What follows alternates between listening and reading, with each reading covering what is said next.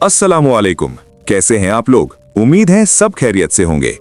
दोस्तों, कभी कभी लाइफ में कुछ ऐसे काम आ जाते हैं कि चाहकर भी हम आपके साथ कनेक्ट नहीं कर पाते। बस वही वजह थी कि वीडियोस रुक गई थी। इस देरी के लिए माफी, लेकिन आपका इंतजार बेकार नहीं जाएगा। अगली वीडियो का कंटेंट एकदम सॉलिड होने वाला है।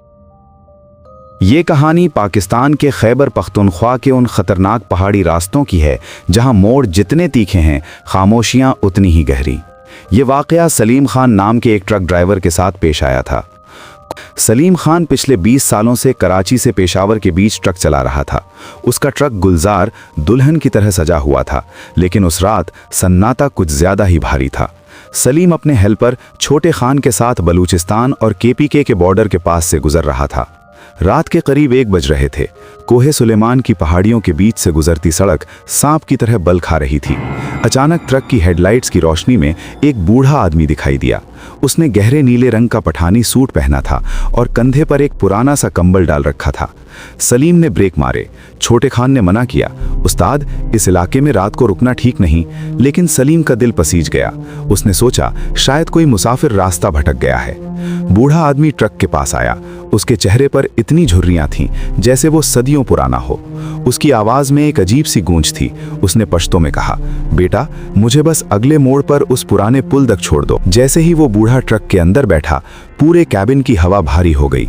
सलीम को महसूस हुआ कि उसके गले के पीछे के बाल खड़े हो रहे हैं। वो बूढ़ा आदमी बिल्कुल खामोश था, लेकिन उसकी आंखों से एक अजीब सी चमक निकल रही थी।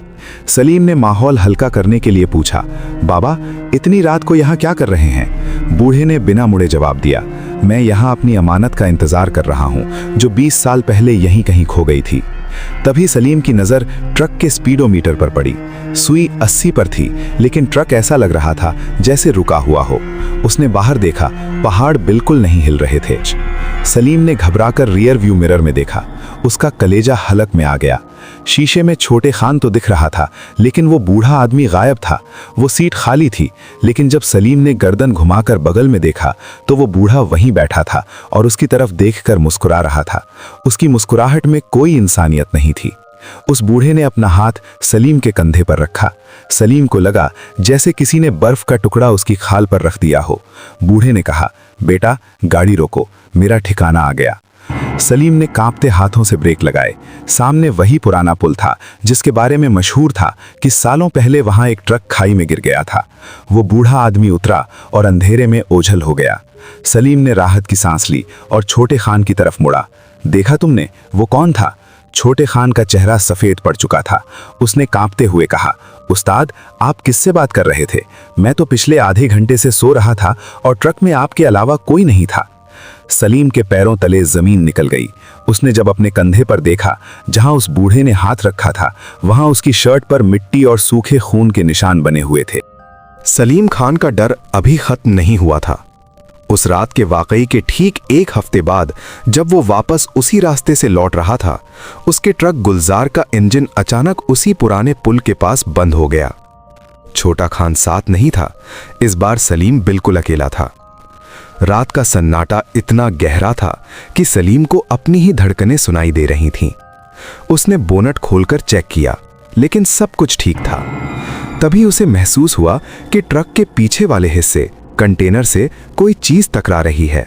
धप धप धप, जैसे कोई अंदर से बाहर निकलने की कोशिश कर रहा हो। खौफनाक वापसी। सलीम ने हिम्मत जुटाई और टॉर्च लेकर ट्रक के पीछे गया। जैसे ही उसने टॉर्च की रोशनी डाली, उसने देखा कि ट्रक की लोहे की बॉडी पर मिट्टी से सने हुए हाथों के निशान बने थे। वही छोटे छोटे निशान, जैसे कोई बच्चा या कोई कमजोर इंसान अंदर बंद हो। अचानक कैबिन के अंदर से ट्रक का हॉर्न खुद ब खुद बजने लगा। पा। सलीम भागकर कैबिन की तरफ लपका, पर जो उसने देखा उसने उसके रोंगटे खड़े कर दिए। ड्राइवर सीट पर वही पुराना नीरा पठानी सूट वाला बूढ़ा बैठा था।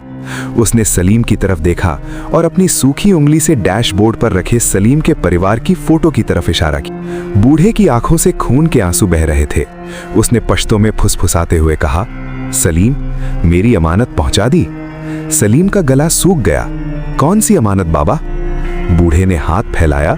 उसकी हथेली में एक छोटी सी सोने की बाली थी। ये मेरी बेटी की है। वो इसी पुल के नीचे मलबे में दबी रह गई। जब तक ये उसके पास नहीं पहुंचती, मेरा सफर खत्म नहीं होगा। सलीम ने कांपते हाथों से वो बाली ली।